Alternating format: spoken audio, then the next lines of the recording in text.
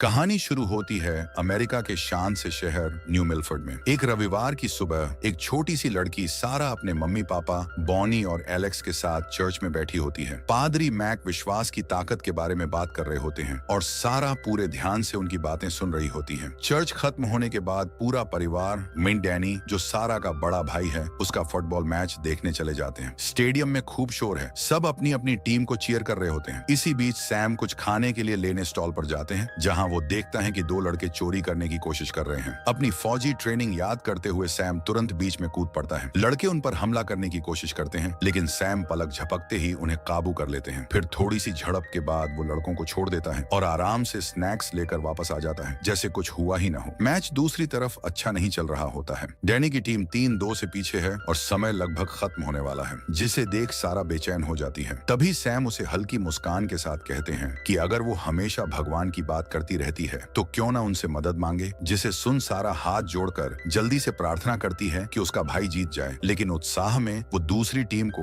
बेवकूफ भी कह देती है। फिर भी चमत्कार हो जाता है। डैनी को एक शानदार क्रॉस मिलता है और वो जबरदस्त साइकिल किक मारकर गोल कर देता है, जिसे देख भीड़ खुशी से पागल हो जाती है और मैच एक्स्ट्रा टाइम में चला जाता है। लेकिन डैनी का प्रतिद्वंदी ब्रॉनर अभी भी बाज नहीं आता। वो पेनल्टी बॉक्स में फाउल का नाटक करता है और रेफरी धोखा खा जाता है। डैनी को पीला कार्ड मिलता है और दूसरी टीम को पेनल्टी, जिसका फायदा उठाकर ब्रॉनर गोल कर देता है और मैच खत्म हो जाता है, जिसे हार डैनी की टीम की होती है। सारा बहुत दुखी हो जाती है। उसे लगता है कि भगवान ने उसकी प्रार्थना सुनी ही नहीं। सैम उसे समझाते हैं कि भगवान का तरीका थोड़ा अलग होता है और हर हार में भी कोई ना कोई सीख छुपी होती है। बाद में सैम सबको अपने घर बुलाता है। सारा, डैनी और डैनी की गर्लफ्रेंड सिंडी पास की झील पर मछली पकड़ने निकल जाते हैं। रास्ते में सारा को एक छोटा सा मरा हुआ पंछी मिलता है। वो उसे प्यार से उठाकर भगवान से उसे जिंदा करने की प्रार्थना करती है, जिसे देख डैनी हंस देता है कि ये सब बेकार है, लेकिन सिंडी उसे चुप रहने को कहती है। सारा झील के किनारे घुटनों के बल बैठकर फिर से प्रार्थना करती है। कुछ मिनट बाद जब डैनी और सिंडी लौटते हैं तो देखते हैं कि सारा मुस्कुराते हुए पानी की तरफ देख रही है। हल्की हवा बहती है और तभी वो छोटा पंछी अचानक अपनी आंखें खोलता है और उड़ता हुआ पानी के ऊपर निकल जाता है, जिसे देख डैनी और सिंडी दंग रह जाते हैं। सारा कहती है कि उसने पानी पर चलते हुए किसी को देखा था जिसने उसकी प्रार्थना का जवाब दिया। फिर घर लौटते ही उत्साह से भरी सारा अपने सबसे अच्छे दोस्त मार्क को पूरी कहानी सुनाने के लिए तुरंत फोन लगा देती है। मार्क को अभी भी उसकी बात पर यकीन नहीं होता, लेकिन सारा पीछे नहीं हटती। वो कसम खाकर कहती है कि उसकी दुआ खुद भगवान ने सुनी थी और उसी ने उस चिड़िया को वापस जिंदा किया। तभी उस रात जब बॉनी सारा को सुलाने उसके कमरे में आती है तो सारा धीरे से बताती है कि उसने झील पर भगवान को देखा था। वो कहती है कि भगवान ने उससे बात की और जल्द ही उसे अपने साथ स्वर्ग ले जाने वाले हैं। बॉनी एकदम ठिठक जाती है। डर उसके अंदर तक उतर जाता है, लेकिन वो दिखाती नहीं। वो सारा को फिर से प्यार से कंबल ओढ़ाती है और उसके सोने तक वहीं बैठी रहती है। फिर कुछ घंटे बाद डैनी घबराकर माता पिता को उठाता है और कहता है कि सारा की तबीयत ठीक नहीं लग रही। वे तुरंत डॉक्टर बेन को बुलाते हैं। जांच के बाद डॉक्टर कहते हैं कि चिंता की बात नहीं, बस तेज जुकाम है। लेकिन जाते जाते बॉनी डॉक्टर को वो बात बताती है जो सारा ने कहा था कि उसने भगवान से मुलाकात की और वो उसे जल्द ले जाने वाले हैं। डॉक्टर हल्का सा मुस्कुराकर कहता है कि ये शायद बच्चों की कल्पना हो सकती है। डॉक्टर के जाने के बाद एलेक्स सारा का हाल देखने जाता है और उसकी मेज पर एक चित्र देखता है। वहीं झील और उसमें एक चमकते पोर्टल से बाहर आता हुआ आदमी। इतनी बारीक डिटेल देखकर वो हैरान रह जाता है। बॉनी भी समझ नहीं पाती। दोनों सोचते हैं कि सारा को आराम करने देना ही सही है, पर उन्हें अंदाजा नहीं होता कि ये अजीब सा चित्र तो बस शुरुआत है। कुछ दिन बाद जब सारा ठीक हो जाती है तो वो मार्क से मिलने जाती है। वो उसे बताती है कि रात बुखार के कारण मुश्किल रही, पर अब वो बिल्कुल ठीक है। बात करते करते वो उसे एक और चित्र दिखाती है। इस बार चित्र में मार्क बास्केटबॉल खेल रहा होता है, पूरा ठीक। उसकी रीढ़ की वो चोट भी गायब हो गई होती है, जिसकी वजह से वो चल तक नहीं पाता था। मार्क सारा के माता पिता की तरह ही दंग रह जाता है। कोई नहीं समझ पाता कि वो इतने असली जैसे चित्र कैसे बनाती है या क्यों वो भविष्य की झलक जैसे लगते हैं। दोनों गली में टहल रहे होते हैं कि अचानक 3 लड़के साइकिलों पर आकर उन्हें घेर लेते हैं और चिढ़ाने लगते हैं। माहौल खराब होने ही वाला होता है कि तभी दूर से डैनी और सिंडी उन्हें देखते हैं। डैनी जोर से अपना फुटबॉल मारता है जो एक लड़के की साइकिल से टकराकर तीनों को नीचे गिरा देता है। फिर डैनी सारा और मार्क को वहां से दूर ले जाता है ताकि सब शांत हो सके। रास्ते में उनकी मुलाकात ब्रॉनर से होती है, वही लड़का जिसने सॉकर मैच में चीटिंग की थी, जो अपने कुत्ते नावी को घुमाता हुआ आता है। ब्रॉनर डैनी को देखते ही ताना मारना शुरू कर देता है। उसके हारने की बात पर मजाक उड़ाता है। सिंडी डैनी को रोकने की कोशिश करती है, कहती है कि अनदेखा करो, लेकिन ब्रॉनर रुकता नहीं है। वो मार्क तक का मजाक उड़ाने लगता है। डैनी आखिरकार तंग आकर उसकी तरफ बढ़ता है और उसी समय एक कार तेजी से उनकी तरफ आती है। डैनी पल भर की भी देर नहीं करता और झटके से ब्रॉनर को धक्का देकर साइड में कर देता है। उसकी जान बचा लेता है, लेकिन नावी नहीं बच पाता और कार से टकरा जाता है। ब्रॉनर अपने घायल कुत्ते की तरफ भागता है रोते हुए। सारा उसके पास बैठ जाती है और नावी के सिर पर हाथ रखकर धीरे से कहती है, उठो। और अगले ही पल कुछ ऐसा होता है जो किसी ने सोचा भी नहीं था। नावी अपनी आंखें खोलता है, उठकर खड़ा हो जाता है, बिल्कुल ठीक, जैसे कुछ हुआ ही ना हो। जिसे देख सबके होश उड़ जाते हैं, सबसे ज्यादा तो ब्रॉनर के, जिसे समझ ही नहीं आता कि उसने अभी क्या देखा है। कुछ ही दिनों बाद सारा और मार्क फिर से स्कूल लौटते हैं। थोड़ी सी उम्मीद लिया, मार्क धीरे से पूछता है कि क्या वह उसकी चाल वापस लाने में भी मदद कर सकती है। सारा हाँ में सिर हिलाती है और उसके लिए दुआ करती है। कुछ नहीं होता, लेकिन वह कहती है कि घर जाकर और भी मजबूत यकीन के साथ दुआ करेगी। मार्क हल्की सी शक भरी मुस्कान देता है, लेकिन अगली सुबह उसे अपने शरीर में कुछ अलग महसूस होता है। उसके माता पिता उसे तुरंत बैन के पास ले जाते हैं और उनकी आंखें फटी रह जाती हैं जब मार्क अपने पैर की उंगलियां हिलाता है। जो डॉक्टरों ने कहा था कि वो कभी नहीं कर पाएगा, बैन सन्न रह जाते हैं। उसकी रीढ़ की चोट इतनी गंभीर थी कि ऐसी रिकवरी नामुमकिन थी, लेकिन जैसे जैसे मार्क अपनी उंगलियां हिलाता रहता है, उसके माता पिता की आंखों से आंसू बहने लगते हैं। अब भी समझ नहीं पा रहे कि हुआ क्या है। बैन मार्क की मां को अलग बुलाते हैं, यह सोचते हुए कि जो उन्होंने देखा उसे कैसे समझाएं। तभी वे कुछ कह पाते उससे पहले मार्क अपने पिता के साथ चलकर कमरे में आ जाता है, बिल्कुल ठीक ठाक। खबर आग की तरह फैल जाती है। एक स्थानीय पत्रकार जो कभी डॉक्टर बैन की मरीज रह चुकी है, इस मामले के बारे में सुनती है और इसे अनदेखा नहीं कर पाती। जब उसे पता चलता है कि एक लकवाग्रस्त लड़का रातों रात चलने लगा, तो वह जांच करने निकल पड़ती है। मार्क उसे सच बताता है। यह सब हुआ जब सारा ने उसके लिए दुआ की, ठीक वैसे ही जैसे उसने ब्रॉनर के कुत्ते के लिए की थी। जल्दी ही पूरा शहर उस छोटी लड़की के बारे में बात करने लगता है जो चमत्कार कर सकती है। लेकिन डॉक्टर बैन अब भी यकीन नहीं करते। वो पादरी मैक के साथ सारा से मिलने जाते हैं, ये समझने के लिए कि असल में हुआ क्या। जब वे पूछते हैं, सारा मासूमियत से बताती है कि झील वाले दिन के बाद से वह सीधे भगवान से बात कर सकती है और वह उसकी हर दुआ सुनते हैं। उसकी बातों से डॉक्टर बेचैन हो जाते हैं। वह बार बार कहते हैं कि इसका जरूर कोई साइंटिफिक कारण होगा। जाने से पहले वह उसके माता पिता को चेतावनी देते हैं कि इस बात को फैलने न दें। अगर यह खबर बाहर गई तो सारा रातों रात राष्ट्रीय सुर्खियां बन जाएगी। लेकिन उसी शाम जब बैन घर लौटते हैं, उनकी पत्नी पहले से ही लोकल न्यूज देख रही होती है, जिसमें सारा की कहानी चल रही होती है। वह उन्हें कहता है कि इस सब पर ध्यान न दें, लेकिन उसकी पत्नी धीरे से कहती है कि शायद यही वह समय है जब उसे अपना दिल फिर से खोलना चाहिए। तब पता चलता है कि सालों पहले उन्होंने अपने इकलौते बेटे को खो दिया था। उसी दिन से बैन ने खुद को भरोसे और आस्था से दूर कर लिया था और सिर्फ वही मानने लगे जो साबित किया जा सके। उधर सारा के घर में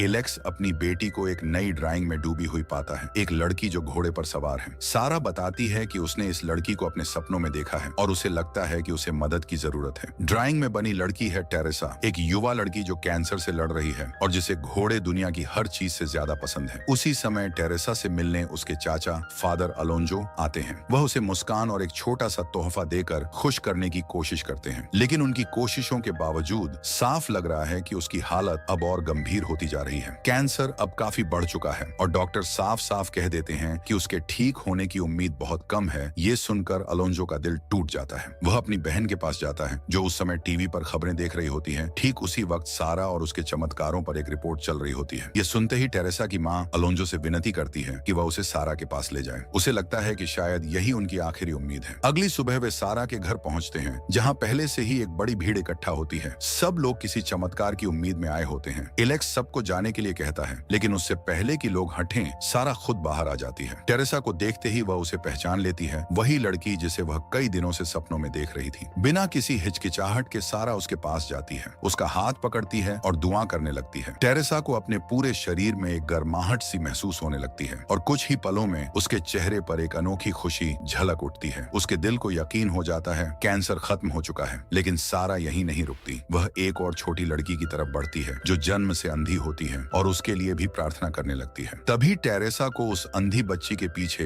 एक चमकदार आकृति दिखाई देती है, एक तेज रोशनी जैसा कोई अस्तित्व जो उसके कंधे पर हाथ रखता है। अगले ही पल बच्ची की आंखें खुल जाती हैं और पहली बार वह इस दुनिया को देख पाती है। भीड़ दंग रह जाती है। इसके बाद सारा एक व्हील चेयर पर बैठे लड़के के पास जाती है, उसे हाथ पकड़कर धीरे से खड़े होने के लिए कहती है। चमत्कारिक रूप से वह लड़का उठ खड़ा होता है। अब कोई इन चमत्कारों को झुठला नहीं सकता, लेकिन इनका असर बहुत भारी पड़ रहा है। कुछ देर बाद ही सारा का चेहरा पीला पड़ जाता है। वह चक्कर खाकर गिर जाती है। उसके माता पिता उसे तुरंत अस्पताल ले जाते हैं। डॉक्टर बेन बताते हैं कि रिपोर्ट आने तक वे कुछ नहीं कह सकते। अस्पताल के बाहर मीडिया का जमावड़ा लग जाता है। सबको उस चमत्कार करने वाली बच्ची की खबर चाहिए। उसे बचाने के लिए डॉक्टर बैन परिवार को पिछले दरवाजे से बाहर निकालते हैं और वे दादाजी सैम के घर जाकर छिप जाते हैं। उस रात बॉनी अपने पिता को सब बताती है। उसे डर लग रहा है और उसे महसूस होता है कि हर चमत्कार के बाद सारा और कमजोर हो रही है। बातचीत के बीच डॉक्टर बेन का फोन आता है और रिपोर्ट सुनकर बॉनी लगभग टूट जाती है। सारा को खतरनाक दिमाग का ट्यूमर है। बॉनी रो पड़ती है। अपनी बेटी को खो देने का डर उसे तोड़ देता है। अगली सुबह डॉक्टर बेन और पादरी मैक घर आकर परिवार से अकेले में बात करते हैं। अंदर बातचीत चल रही होती है, तभी डैनी सारा को बाहर जंगल में खेलने ले जाता है ताकि उसका मन लगा रहे। लेकिन जैसे ही वह ध्यान हटाता है, सारा चुपके से वापस घर में आकर रसोई के पास छिप जाती है और सब सुनने लगती है। अंदर डॉक्टर बताते हैं कि ट्यूमर बहुत तेजी से बढ़ रहा है और सर्जरी अब बेहद खतरनाक हो चुकी है। एलेक्स और बॉनी के लिए यह बात सहना लगभग असंभव है। तभी सारा कमरे में आ जाती है, पूरी तरह शांत। वह अपने माता पिता से कहती है कि वे चिंता न करें, वह जल्द ही एक बेहतर जगह चली जाएगी। वह उन्हें गले लगाती है और कहती है कि उसे झील पर आखिरी बार ले चलें। लेकिन वे ऐसा कर पाते उससे पहले ही वह फिर से गिर जाती है। डॉक्टर बेन तुरंत कह देते हैं कि उसे फौरन अस्पताल ले जाना होगा। रास्ते में सारा अपने दादा धीरे से उनसे कहती है कि उन्हें उसे झील तक ले चलना चाहिए। इसी बीच अस्पताल में उसकी हालत की खबर तेजी से फैलती है। रिपोर्टर्स बाहर इकट्ठा हो जाते हैं, किसी भी जानकारी के लिए बेसब्र होकर इंतजार करते हैं उस चमत्कार लड़की के बारे में। अंदर उसका परिवार शांत बने रहने की कोशिश करता है। डैनी सारा के कमरे में पेंसिल और कागज लेकर आता है ताकि वह ड्रॉ कर सके, लेकिन सारा उसे चौंका देती है। वह उससे कुछ और पूछती है। वह जानना चाहती है कि प्यार में होना कैसा महसूस होता है। वह मानती है कि शायद उसके पास खुद इसे महसूस करने के लिए समय नहीं है। डैनी शब्दहीन हो जाता है और सिंडी भावुक होकर उसे सांत्वना देने की कोशिश करती है। फिर सारा सिंडी से अपनी पसंदीदा गीत गाने के लिए कहती है। सिंडी मान जाती है,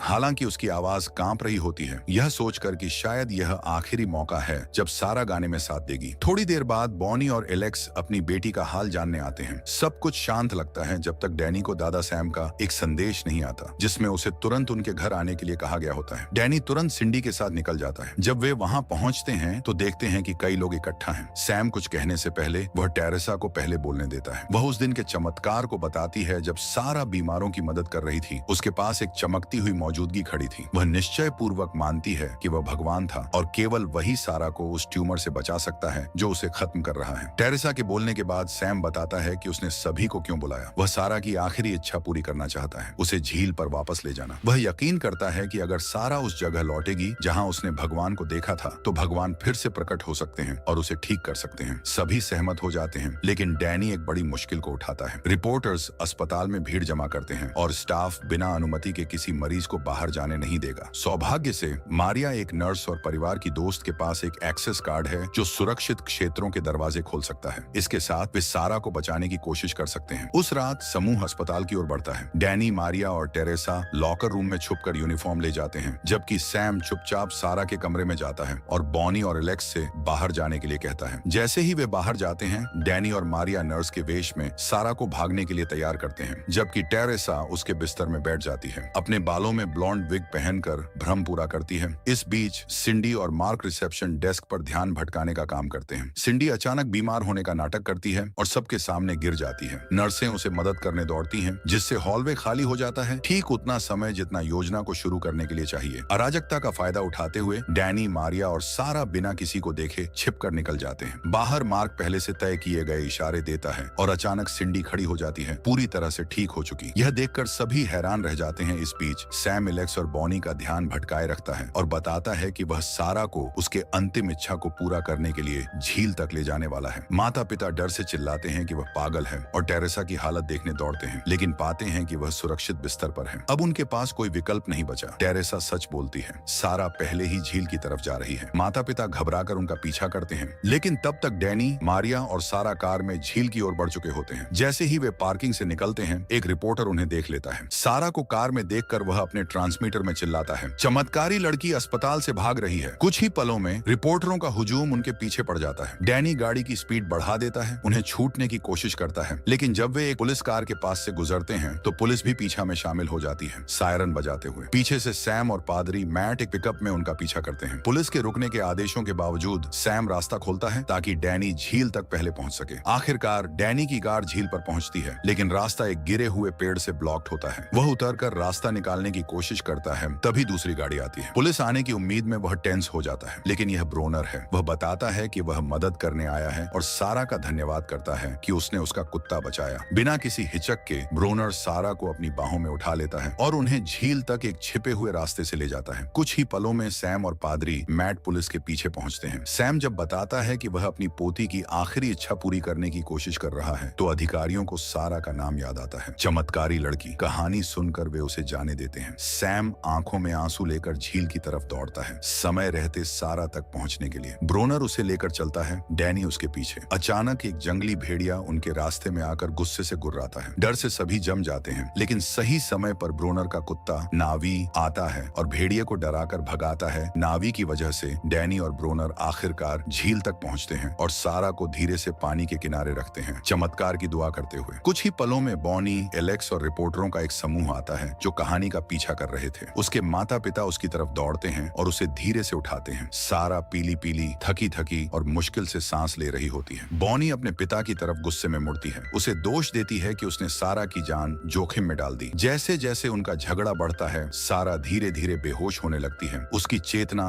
धीरे धीरे खत्म होने लगती है। उसकी माँ उसे कसकर अपने सीने से लगा लेती है, डर के मारे कि शायद अब बहुत देर हो चुकी है। फिर कुछ ऐसा होता है जिसे शब्दों में बयान करना मुश्किल है। झील के बीचों बीच एक तेज और चकाचौंध वाली रोशनी उठती है, इतनी उज्जवल कि सभी लोग कुछ पल के लिए अंधे हो जाते हैं। ये बिल्कुल उस पोर्टल जैसा है जिसे सारा ने कभी अपनी पेंटिंग में बनाया था। उस रोशनी के बीच एक अजनबी आदमी की आकृति दिखाई देती है जो उसका नाम पुकारता है। अचानक सारा की आत्मा उसके शरीर से अलग हो जाती है और रोशनी की ओर तैरने लगती है। जैसे ही वह पास आती है, उसके चेहरे पर एक मुस्कान फैलती है। वह उसे पहचान चुकी है, यह यीशु है। जैसा कि उसने कभी सबको बताया था, वह उसे स्वर्ग देखने के लिए आमंत्रित करता है। सारा सिर हिलाती है और दोनों मिलकर उस चमकदार पोर्टल से कदम रखते हैं जो धीरे धीरे उनके पीछे बंद हो जाता है। झील के किनारे सभी लोग स्तब्ध खड़े हैं, समझ ही नहीं पा रहे कि उन्होंने क्या देखा। आंखों में आंसू लेकर परिवार सारा को घर वापस ले जाता है। वे उसके निर्जीव शरीर के चारों ओर जमा होते हैं और बॉनी खुद को संभालने की कोशिश करती है, सोचते हुए कि उसकी बेटी अब एक बेहतर जगह पर है। डॉक्टर बेन आते हैं ताकि स्थिति की पुष्टि कर सकें। वह उसका पल्स चेक करते हैं और दुखी होकर सिर हिलाते हैं। कोई प्रतिक्रिया नहीं, लेकिन डैनी निराश नहीं होता। उसकी नजर टेबल पर पड़े सारा के एक और चित्र पर पड़ती है। उसमें सारा को स्वर्ग के दरवाजों से बाहर कदम रखते हुए दिखाया गया है, जीवन में लौटती हुई। उस एक तस्वीर ने डैनी के दिल में उम्मीद की चिंगारी जला दी। वह उसके पास घुटनों के बल बैठता है, उसे वापस आने के लिए प्रार्थना करता है और जैसे उसने उसे सुना हो, सारा की आंखें झपकती हुई खुल जाती हैं। उसके चेहरे पर जीवन लौट आता है और सभी लोग खुशी और आंसुओं के साथ चिल्लाते हैं। एक और चमत्कार हो चुका है। छोटी लड़की मुस्कुराती है और बताती है कि उसने भगवान से थोड़ी देर और लौटने की अनुमति मांगी थी ताकि वह पहले अपने परिवार का ध्यान रख सके, फिर स्वर्ग जा सके। कुछ ही देर बाद सारा बगीचे में जाती है जहाँ दर्जनों लोग इकट्ठा हुए हैं। कई लोग झुक जाते हैं जो उन्होंने देखा उससे प्रभावित होकर, लेकिन सारा धीरे से उन्हें उठने के लिए कहती है। वह याद दिलाती है कि ये चमत्कार उसका कमाल नहीं थे, वह केवल स्वर्ग से भेजी गई एक संदेश वाहक थी। शांति और ठोस आवाज में वो बताती है कि उसका मिशन पूरा हो चुका है, लेकिन उन्हें एक दूसरे का सहारा देना चाहिए और अपनी आस्था बनाए रखनी चाहिए, क्योंकि भगवान हमेशा टूटे हुए दिलों को ठीक करने के लिए वहां होंगे। कुछ दिनों बाद पादरी मेच एक सेवा आयोजित करते हैं ताकि इन अद्भुत घटनाओं को याद किया जा सके। समारोह के दौरान सारा महसूस करती है कि इंसान की सबसे छोटी आस्था भी पहाड़ों को हिला सकती है और चमत्कारों पर विश्वास कभी व्यर्थ नहीं जाता।